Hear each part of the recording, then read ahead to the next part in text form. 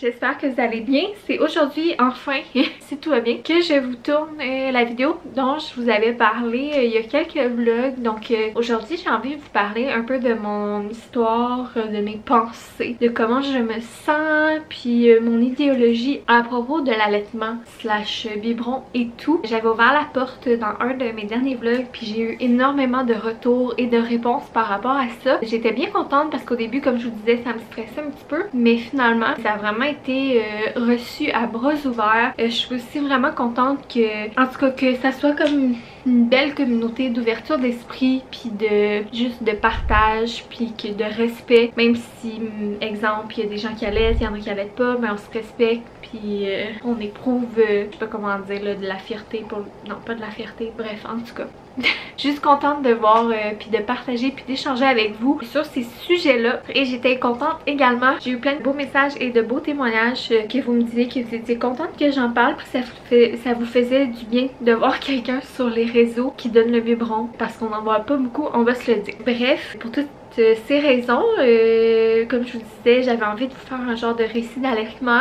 C'est aujourd'hui enfin que je prends le temps de le faire. On est pas mal occupé ces temps-ci, puis on s'entend qu'avec un petit bébé, ben, on décide pas tout le temps. Des fois je me fais des tout doux, des fois j'ai des plans dans une journée, dans une semaine, mais j'arrive pas à tout accomplir. Fait que ça c'est mon plus gros défi en tant que maman, mais ça on en reparlera une autre fois. Fait que bref, je sais que c'est différent de contenu habituel, mais c'est pour ça que je le fais dans des vidéos séparées. Ça puis mes musts là, postpartum, premier, deuxième, troisième, quatrième trimestre là. Puis je vais faire également pour les bébés. C'est pour ça que je les fais dans des vidéos séparées, parce que je me dis que ben, si ça l'intéresse moins les gens, ben ils peuvent juste écouter nos vlogs puis ils seront pas obligés d'entendre ça. Fait que on y va. Donc avant de débuter, je tiens à dire, c'est vraiment important pour moi que là je vais vous partager mon expérience à moi et mes points de vue. Comme vous le savez, j'ai toujours été de même, que ce soit n'importe quel sujet. Je suis vraiment une personne qui pense qu'il y a du bon et du mauvais dans tout, qu'il y a du positif et du négatif dans tout. Et là, moi je partage mon expérience et mes décisions, mais en aucun cas c'est pour diminuer ou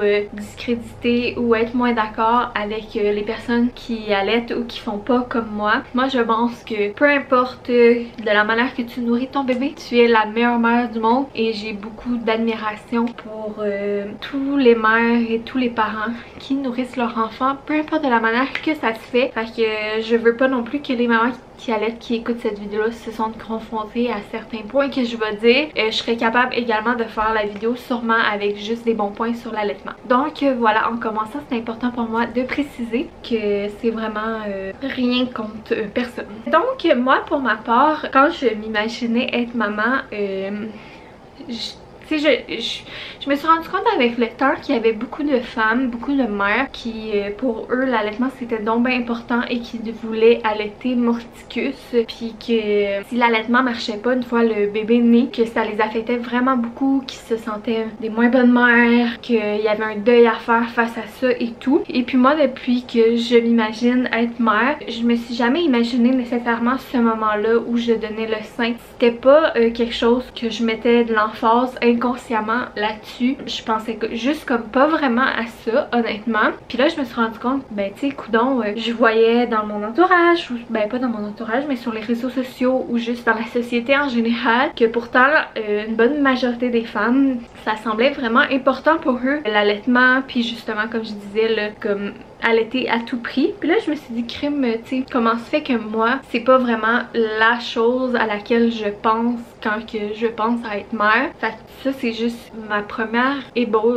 ma première relation avec l'allaitement, c'est cette interrogation là que je me suis faite en réalisant ça, ouais. Puis là ben finalement un jour je suis tombée enceinte, puis à la fameuse question de est-ce que je vais allaiter ou est-ce que je vais donner le biberon, je m'étais jamais vraiment posé la question bien franchement jusqu'à ce jour là. Puis ben là ensuite je me suis mis à me poser la question, puis je me disais ben tu sais, moi c'est pas honnêtement quelque chose, comme je vous dis, qui m'attirait, qui m'interpellait. Pas que je trouve pas ça beau, je trouve ça vraiment beau, une mère qui allait son enfant, ça me gêne aucunement, je suis pour ça dans les lieux publics, tout. Le sein de la femme devrait pas être sexualisé, tout. Mais moi, personnellement, de faire le geste d'allaiter, c'est pas quelque chose qui m'interpellait. Je dis pas que j'avais le dégoût puis que ça me tentait pas pantoute. Mais déjà là, à la base, tu sais, c'était pas quelque chose qui m'appelait. Mais moi je suis quelqu'un dans la vie que, comme je vous dis, qui pèse beaucoup les pour et les contre, puis qui trouve qu'il y a beaucoup de positifs, négatifs dans tout. Puis j'ai rapidement pris la décision que ben j'allais vraiment go with the flow. Comme vous savez, je l'ai dit souvent, mais ma grossesse, pourtant j'ai toujours été quelqu'un qui voulait tout planifier, tout contrôler dans ma vie. Mais avec la grossesse, ça m'a vraiment comme calmée. Puis j'ai vraiment tout au long de ma grossesse justement été go with the flow. Donc j'avais comme pas pris de décision. Je voulais pas acheter de tire-lait. Honnêtement, le tire-allaitement ne m'intéressait pas vu que c'est comme le double de job. Celles qui font du tire-allaitement, vous êtes des queens parce que ça a l'air vraiment intense. Mais ouais, le tire-allaitement, je dois avouer que ça m'interpellait pas du tout. Par contre, l'allaitement, ben j'étais pas fermée, mais j'étais pas non plus super interpellée, wow, par rapport à ça. Fait que moi, dans le fond, dès le départ, je me suis dit, ben regarde, le jour où mon enfant viendra au monde, je vais vraiment go with the flow et puis c'est tout. Par contre, étant une personne anxieuse et ultra préparée dans la vie, c'est important pour moi de me préparer à toute éventualité. Et puis j'avais quand même décidé de m'équiper au cas où que notre enfant prenne le biberon. Fait qu'on avait acheté un kit de biberon, les Tummy Tippy, que d'ailleurs j'adore. Puis j'avais acheté un chauffe biberon parce que même si tu allaites, ben j'avais acheté le Aka là, que tu peux manuellement récolter ton lait. Fait que j'aurais fait comme des réserves de lait puis j'aurais pu les réchauffer avec mon chauffe biberon. Fait que j'avais acheté ça. J'avais également acheté le fameux Aka. Je m'étais comme full préparée. J'avais acheté la crème lanoline. On m'avait même acheté une boîte de Similac, déjà le mélangé prêt à emploi là, la formule, c'est une bouteille que tu ouvres, que tu mets dans le biberon, que tu réchauffes et c'est déjà tout prêt. Donc j'avais acheté une petite caisse de ça, comme ça je m'étais dit si jamais on revient dans l'hôpital et puis j'ai pas réussi à allaiter ou que finalement l'allaitement c'est pas pour moi, mais je vais être prête, j'aurai pas besoin de me stresser, ça va être à portée de main et puis tant mieux. Donc c'était un peu ça notre mentalité à moi puis boyfriend. Et puis ça m'intéressait d'essayer à l'hôpital, de voir comment ça va aller. Je suis vraiment quelqu'un dans la vie qui aime genre tout vivre puis faire plein d'expériences puis tester les choses. J'ai vraiment une grande ouverture d'esprit. Fait que je m'étais dit ben que j'allais essayer l'allaitement à l'hôpital puis que je verrais honnêtement. Mais c'était bien écrit sur mon plan de naissance que je ne voulais pas de pression puis que j'allais pas me mettre de la pression puis me rendre malade à allaiter, que j'étais ouverte à toute éventualité. Donc finalement ben j'ai accouché. Vous avez vu probablement mon récit d'accouchement. Je vais le mettre peut-être un petit i si jamais, ou à la fin de la vidéo je mettrai le récit d'accouchement pour ceux qui l'ont pas vu si jamais ça vous intéresse. Mais bref, j'ai accouché et puis finalement tout de suite en mettant Eugène sur mon ventre, il a par lui-même été chercher le sein puis il s'est mis à téter. Je veux dire la connexion c'est bien fait. Et puis on avait eu la chance quelques semaines avant l'accouchement de faire des cours prénataux virtuels en capsule vidéo avec Valérie Parent-Doula, que je vous ai parlé à plusieurs reprises, et elle a un chapitre sur l'allaitement que moi et boyfriend on a adoré. Si quelqu'un tient absolument à allaiter, je vous recommande fois 1000, et même si vous ne tenez pas puis vous n'êtes pas encore sûr de votre décision, c'est vraiment des bons outils. Honnêtement, pas avoir vu ce truc de vidéo là, j'aurais été complètement perdue. Ça m'a vraiment aidé pour les journées que j'ai allaité, donc je vous le recommande fortement. Mais oui, on a eu la chance de voir ça, donc là je vous ferai pas le cours qu'elle donne, mais honnêtement elle nous a donné beaucoup d'outils et de trucs. Tu sais, tu penses que tu comprends comment que ça allait, comment que ça marche à l'été, mais il y a des trucs que peut-être tu sais pas, et aussi des divergences un petit peu d'opinion ou des idées préconçues qui ont à l'hôpital ou des pratiques qui ont que peut-être nuit à ton allaitement et que mais elle comme te rassure, puis on dirait que ça nous a enlevé une grosse pression et un gros stress. Bref, donc à l'hôpital c'est ça, Eugène a pris le sein tout de suite, s'est mis à téter, et puis on s'entend que les premières journées c'est le colostrum, donc il n'y a pas de lait, c'est vraiment juste le colostrum qui est plus épais en plus petite quantité. Il y a beaucoup de vitamines bien faits là-dedans, donc finalement ça a bien été. Et puis ensuite ben une fois revenu à la chambre, mais à deux on s'est rappelé les techniques qu'on avait vues dans la vidéo, on s'est rappelé les trucs, les signes que l'enfant a faim, parce qu'il y a des signes qui peuvent te montrer avant qu'il se mette à pleurer, donc on s'est rappelé tout ça. Donc honnêtement ça allait super bien, on était vraiment prêts, on faisait un beau travail d'équipe. Honnêtement ce que j'ai trouvé difficile c'est que comme la montée laiteuse a pas encore eu lieu. Puis la grossesse a fait en sorte que mes seins étaient plus comme un peu mous pendant. C'est la vie. Puis la manière où mes mamelons étaient situés, ben c'était comme difficile de me placer. Puis à l'hôpital j'étais vraiment pas bien, on n'avait pas beaucoup d'oreillers. Puis ben j'avais mal à l'entrejambe. Donc d'être complètement assis, bref ça me faisait mal. J'étais complètement épuisée, je n'ai pas dormi à l'hôpital. J'étais comme au début, honnêtement j'étais top shape, j'étais sur un high d'adrénaline. Mais à un moment donné j'ai juste crashé, j'avais mal partout. Donc boyfriend m'aidait honnêtement à allaiter. Fait qu'on plaçait bébé au sein. Puis j'étais tellement fatiguée, je cognais des clous. Mais boyfriend m'aidait à comme presser mon sein. Puis la tétée allait super bien, ça faisait pas mal. Il y a 2-3 fois qu'il a pris mon sein d'une mauvaise manière ou qu'il prenait juste le mamelon puis que ça me faisait mal. Mais sinon en général ça allait bien, on faisait un beau travail d'équipe et tout. Par contre c'est constat de trouver que les prises au sein revenaient quand même fréquemment. Puis à l'hôpital ils mettent énormément de pression pour que t'allaites genre aux 2-3 heures. Puis ils sont constamment dans ta chambre pour regarder si t'allaites. Mais en même temps comme il manque de personnel, ils sont comme pas là en même temps, c'est vraiment spécial. Puis moi je suis convaincue, ça allait super bien. Mon bébé manquait pas de colostrum, mais bref.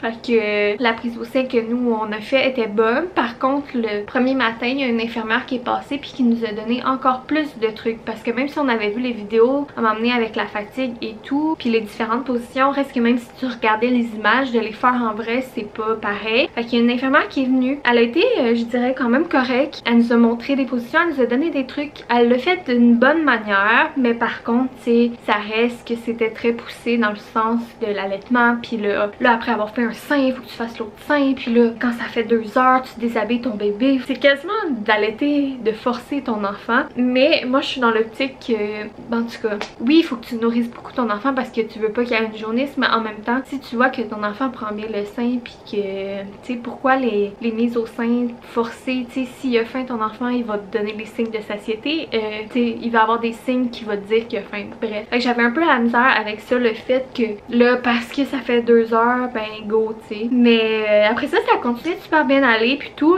Par contre on avait comme des petits bracelets d'hôpital qui coupaient là, en plastique. Il y en avait un lui au poignet puis un à la cheville. Et puis il m'accrochait souvent les mamelons avec les coins pointus de ça qui étaient comme des petits couteaux. Et puis là ça m'a blessé les mamelons, je pissais le sang. Puis c'était même pas à cause de la mauvaise prise au sein, c'était vraiment à cause de ça. Fait que là ça faisait un petit peu mal, mais on avait la crème de la Nolin qu'on mettait puis ça faisait du bien. Puis là le deuxième matin on savait qu'on allait avoir notre congé, on était censé l'avoir eu à 24 heures même pas de la naissance le soir, mais il manquait de personnel, fait que on n'a pas pu l'avoir le soir, il était rendu 10h30 puis là il était trop tard, fait que on savait qu'on l'aurait le matin, fait qu'on avait vraiment hâte de s'en aller à la maison. Puis honnêtement tu sais à part la fatigue, tout avait bien été notre séjour, on se sentait vraiment en contrôle, pas stressé, tu sais je veux dire l'allaitement ça avait quand même bien été du premier coup. Oui tu sais c'était un peu difficile parce qu'on était fatigué puis ça revenait vite. Puis boyfriend devait m'aider à cause que j'avais pas encore eu ma montée laiteuse. Mais sinon, tu sais, tout allait bien. Et puis le deuxième matin arrive une infirmière vraiment stressée et stressante que nous n'avons vraiment pas aimé. Vous poserez les questions à boyfriend, mais en tout cas, c'est le running gag ici. Moi, je crois qu'elle a scrappé mon allaitement, si je pourrais dire. Mais comme je vous disais, je tenais pas essentiellement à allaiter, mais elle m'a complètement brûlée. J'ai failli me faire une crise d'angoisse à cause d'elle. En plus, elle a fait enlever des morceaux dans mon banc d'auto qu'il fallait pas enlever. Elle a failli, en tout cas, péter la jambe de notre gars. Toute une histoire qu'on vous contera peut-être une autre fois. Mais bref, toute une affaire. Et puis elle voulait absolument revoir notre mise au sein, même si plein de médecins et d'infirmières l'avaient vu et nous avaient dit que c'était parfait. Donc je sais pas pourquoi elle voulait absolument le revoir. Donc là, elle nous dit prochaine mise au sein, appelez-moi, je vais venir vérifier. Et comme de fait, ben là, Eugène était dû pour boire. Il commençait à avoir faim, fait qu'on l'installe. Ça va bien, pas de stress, on prend notre temps parce que je pense que c'est important de pas être stressé quand on allait ou on donne le biberon, c'est censé être un beau moment là. Puis là on l'appelle, on sonne, elle vient pas, elle vient pas, elle vient pas. Et puis là après 35 minutes environ, ben Eugène se détache du sein parce que ben j'imagine qu'il a fini de boire. Et puis je vois qu'il s'endort, donc là elle finit par arriver. Comme elle rentre dans la chambre, ben elle finit par arriver, comme elle rentre dans la chambre, c'est celui il lâche parce qu'il a plus faim. Et puis il commençait à s'endormir. Mais non, elle, il fallait faire l'autre sein puis forcer sur l'autre sein. Fait que là moi dans ma tête je suis comme ouais mais il a plus faim, il a bu pendant 35 minutes et puis là il s'endort, il n'y a plus aucun signe de satiété. Pourquoi est-ce qu'on forcerait l'autre sein? Ça, j'ai vraiment de la misère avec ça. Bref, là parce que tu veux ton congé, ben je me dis gars, on va essayer l'autre sein. Donc on est en train de le repositionner de l'autre côté et je n'ai même pas fini de me positionner puis de bien le placer pour que la dite madame puisse voir ce qu'elle veut voir pour je ne sais très quelle raison, parce que on est censé avoir notre congé puis tout le monde l'a vu puis on a eu des beaux commentaires puis tout allait super bien. Puis là elle me laisse un peu le temps de finir de me placer et elle se met à dire là c'est pas bien placé, c'est pas de même ça marche, il faut faire ci, là ton bébé il prend pas le sein, il faut qu'il prenne tout ton mamelon dans sa bouche. Mais avec la grossesse, ben désolée des informations là, mais j'ai quand même les mamelons qui ont grossi. Mon bébé il a une mini bouche là, impossible qu'il... Sa bouche recouvre tout mon mamelon, mais sa bouche recouvrait ce que ça avait à recouvrir. Toutes les autres infirmières nous disaient que c'était parfait. Puis premièrement, elle m'a même pas laissé le temps de me placer, fait qu'elle a même pas le temps d'observer. Elle m'a même pas laissé la chance de finir de sa bouche, de me connecter. Bref, ça m'a fait rire parce que j'ai l'impression que vu qu'elle était habituée de voir des mauvaises prises au sien, ben là, elle avait comme décidé par idée préconçue que c'était pas bon. Puis c'est sûr que mon bébé était une mise au sein forcée, donc non, en tout cas...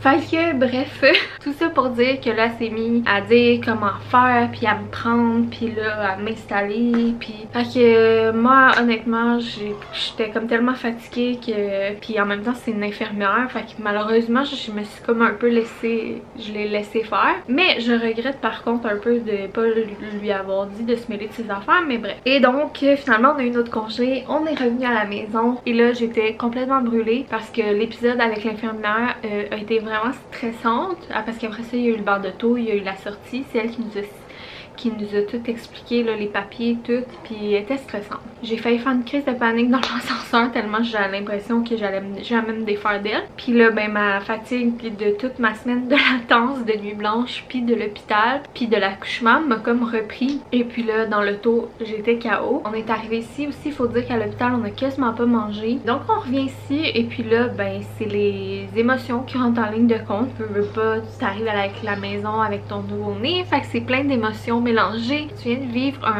des journées intenses en émotions, intenses physiquement. Fait que là, en plus, nous on arrivait à la maison avec Gégé, il y avait Takin qui devait le rencontrer. Ça faisait 2-3 jours qu'on n'avait pas vu Takin. Très émotive, très émotionnelle. Fait que là, j'ai donné le sein en arrivant. Ça a quand même bien été, mais j'étais complètement brûlée. Je me rappelle que je cognais des clous en allaitant. Boyfriend me pressait les seins pendant que moi je cognais des clous.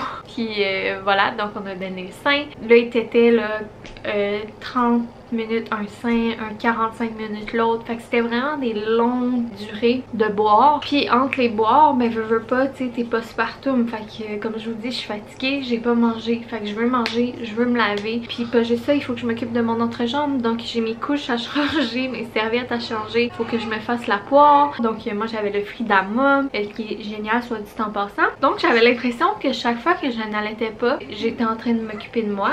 Puis j'avais des médicaments à prendre. Je prenais des médicaments anti-inflammatoires justement pour la douleur au périnée. Puis là, il fallait que je prenne ça en mangeant, mais j'avais tellement pas d'appétit, mais je mangeais des petites collations. Donc bref, j'avais l'impression que mes seuls moments avec mon fils, c'était l'allaitement. Et puis oui, c'est un beau moment, mais pour moi, c'était pas...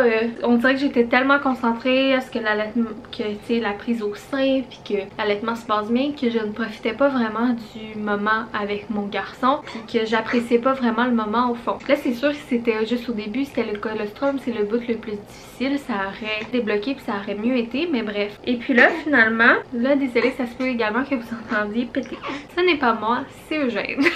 Voilà. Fait que finalement là on finit par manger, on va s'étendre dans le lit et puis là j'ai comme éclaté en sanglots parce que Takin est venu me lécher le front. Puis là ben c'était toutes les émotions là, de j'ai enfin mon bébé, le Takin est là à la rencontre, là j'ai accouché, voilà. Fait que j'étais très émotive, j'étais complètement brûlée. Alors là on est couché dans le lit. Et puis là c'était en plus la passe comme un peu à 3 jours de vie là, ils ont comme des tétés groupés puis une genre de poussée de croissance. Mais là ça fait une semaine quasiment que j'ai pas dormi, je suis brûlée de l'accouchement. Et là je voyais ça comme une montagne de passer la nuit à allaiter. Puis c'est ça, ils boivent 2 heures, 2 heures et demie, 3 heures, gros max stretch. Mais les tétés peuvent durer jusqu'à 1 heure, fait que dans le fond. Puis en plus de ça, faut que je m'occupe de moi, j'ai mal partout, j'ai de la misère à me lever. Donc là j'étais complètement brûlée, exténuée. Là on a essayé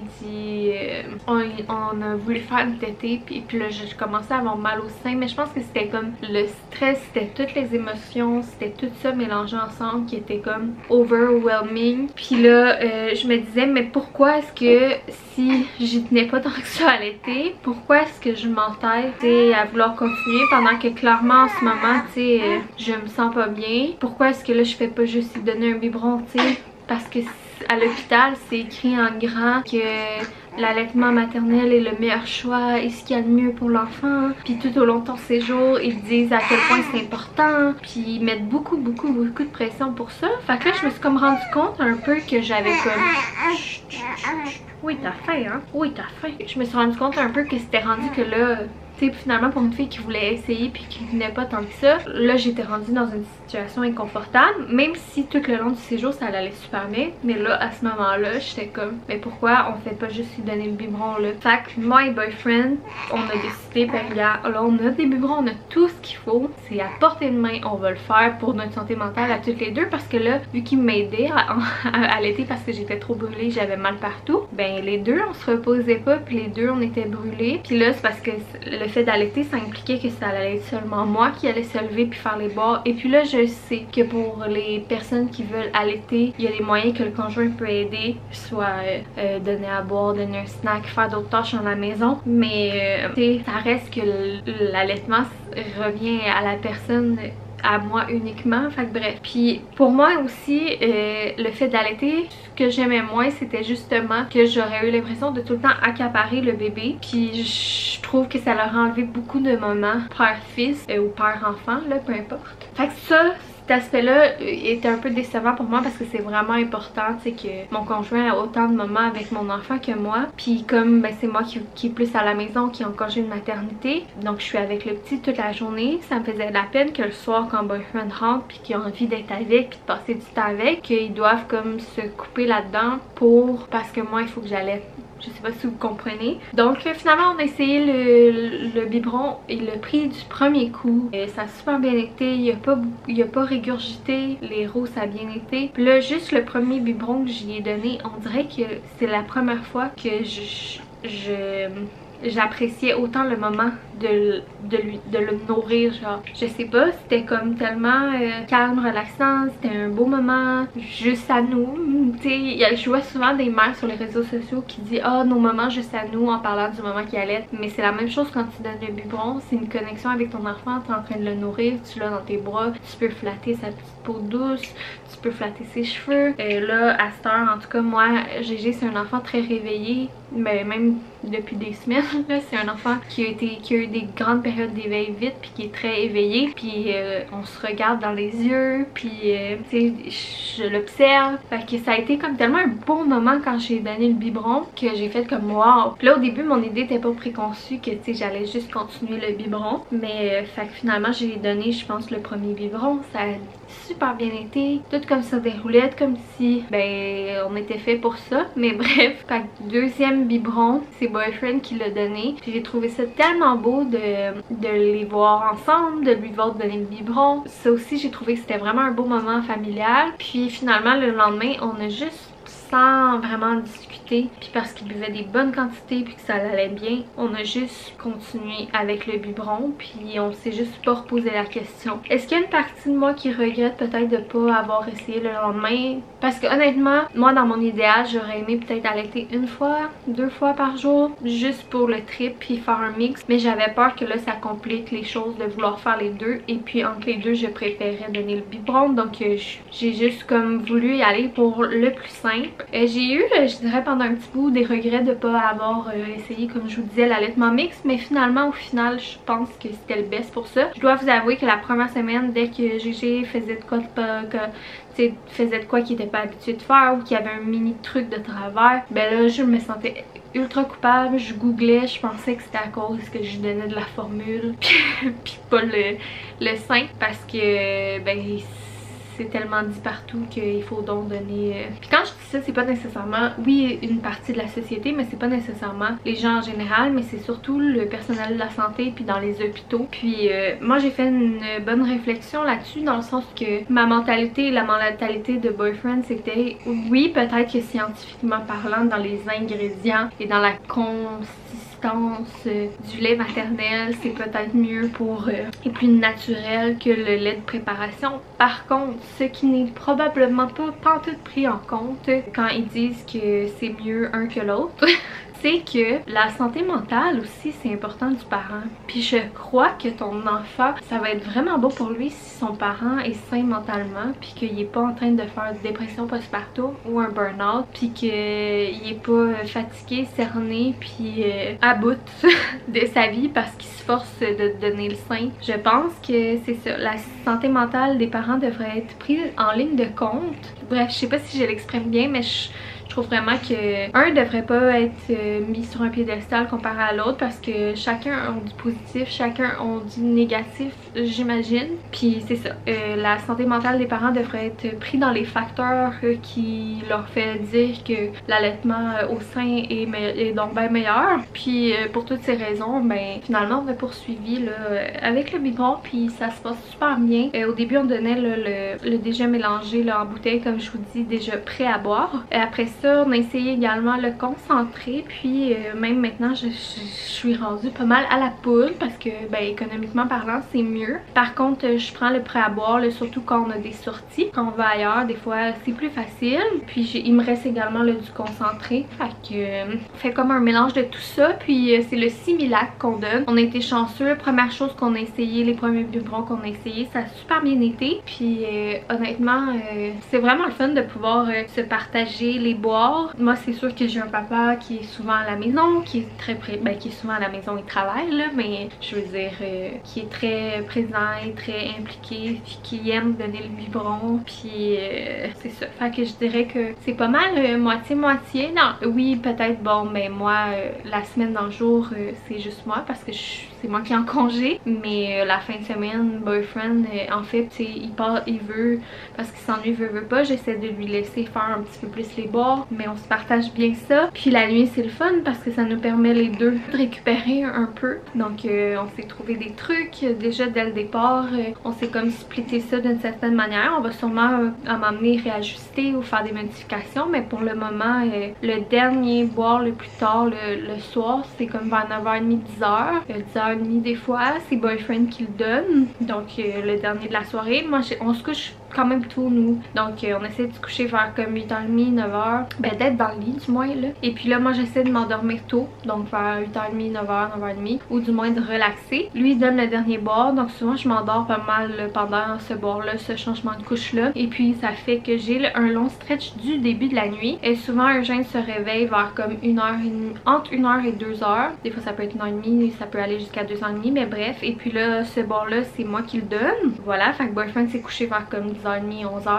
Et puis là, lui, long stretch jusqu'au matin. Et puis après ça, en moyenne, je dirais que Eugène se lève vers 4h, 4h30, 5h, 5h30. Donc ce bord-là, il y a des fois que c'est moi qui le donne, mais des fois c'est boyfriend. Si ça lui adonne, même souvent je dirais que c'est lui. Ça lui permet aussi de passer du temps un petit peu avec le petit avant de quitter pour le travail, parce qu'il va pas le voir de la journée puis il va s'ennuyer. Fait qu'au moins lui il a eu comme un long stretch de comme 10 à comme 4h30, 5h. Puis moi ben j'ai eu comme de mettons 9h, 9h30 à 1h30, 2h du matin. Et puis je dors aussi 1h ou 2 le matin. Donc voilà, donc c'est pas mal ça pour ce qui est de comme la portion récit là. C'est pas mal ça notre histoire d'allaitement. massage biberon. Je trouvais ça vraiment le fun puis agréable d'en parler. Comme je vous dis, au début j'étais comme un peu mal à l'aise. J'avais peur là, tu sais, qu'on me fasse des reproches par rapport à mes décisions, par rapport à mon enfant, parce qu'on s'entend que ça se voit pas mal sur les réseaux. Je pense aussi que c'est pas une compétition là, qui allaite puis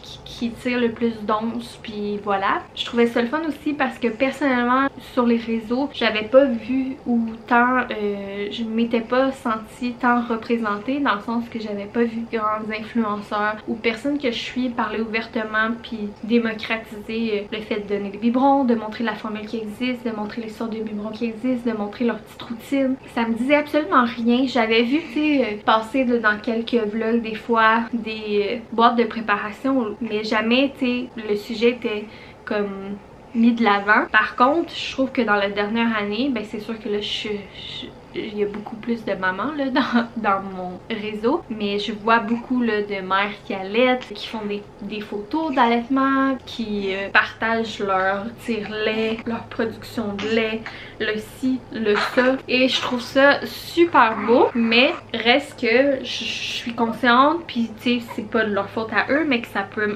rajouter le fait à la pression des futures mamans ou des mamans d'allaiter, parce que déjà on se fait tellement dire par le domaine médical puis à l'hôpital que c'est donc mieux c'était un beau rot ça mon amour, que c'est donc mieux allaiter. Fait que là j'étais comme ben tu sais, je pense que c'est important d'en parler parce que je suis certainement pas la seule, puis je dis pas que les mères qui allaitent puis qui en parlent c'est pas bien là, au contraire c'est bien, puis allaiter en public c'est bien puis tout, mais je trouvais que on pouvait voir l'envers de la médaille, puis on pouvait voir les deux côtés, puis que un était pas le meilleur que l'autre, puis qu'on n'avait pas non plus à se valoriser avec la manière qu'on allait ou à se dévaloriser avec la manière qu'on nourrit notre enfant. Fait que c'est pour ça que c'est vraiment important pour moi d'en parler. Écoutez, honnêtement, on a une grosse journée aujourd'hui et hier soir et cette nuit, donc ça se peut que je cherchais un peu mes mots, ça se peut que j'avais pas été claire, ça se peut que j'ai oublié des choses que je voulais vous dire, mais je suis vraiment contente d'avoir partagé le tout avec vous, puis d'avoir dit mon opinion sur le sujet. Donc j'espère que dans l'avenir on va voir plus de personnes qui donnent la préparation, le biberon, que ça va être plus mis de l'avant, puis que ça va être plus, ben pas trendy là, mais genre ben cool. Parce qu'en ce moment j'ai l'impression que l'allaitement c'est un peu cool. Ben c'est un peu cool dans le sens que, en tout cas c'est trendy un peu, on en parle beaucoup, puis c'est totalement correct et beau là. J'arrête pas de le répéter parce que j'ai pas envie que les gens ils déforment qu'est-ce que je dis puis qu'ils pensent que je bâche l'allaitement là. Fait que c'est pour ça que je le répète beaucoup, parce que des fois il y a des gens qui écoutent puis qui transforment qu'est-ce qu'on dit là. Mais voilà, fait que c'est vraiment important pour moi d'en parler. Puis vous me direz en commentaire là, la dernière fois il y a beaucoup de gens qui m'ont dit des témoignages de eux, puis j'ai trouvé ça super intéressant. Je sais que ces temps-ci j'ai moins de temps, j'ai pas le temps nécessairement de répondre en long et en large à tout le monde, chose qui me manque beaucoup d'ailleurs, mais bon c'est la réalité d'un nouveau-né, on manque de temps. Et puis voilà, je suis vraiment contente d'avoir partagé le tout avec vous. J'espère que ça a fait du bien à certaines personnes, puis qu'il y en a d'autres qui ont peut-être juste trouvé le sujet intéressant. Fait que on en reparlera, puis je vous parlerai peut-être, si ça vous intéresse, de mes petits trucs, de ma petite routine concernant le tout. Sinon ben on se revoit dans un prochain vlog ou dans une prochaine vidéo. J'espère vraiment que je me suis bien exprimée, parce que ça fait tellement longtemps que je voulais prendre plus le temps de vous en parler. Donc voilà, je tiens en finissant à dire que toutes les mères, on n'est pas plus ou moins bonnes par rapport à ce qu'on fait, on fait juste de notre mieux. Puis voilà, je sais que c'est facile de se comparer puis de culpabiliser, mais soyons douces les unes envers les autres, soutenons-nous, puis soyons douces envers nous-mêmes aussi. Fait que sur ce, gros bisous, puis on se voit dans un prochain vidéo YouTube près de chez vous ou sur Instagram. Bye!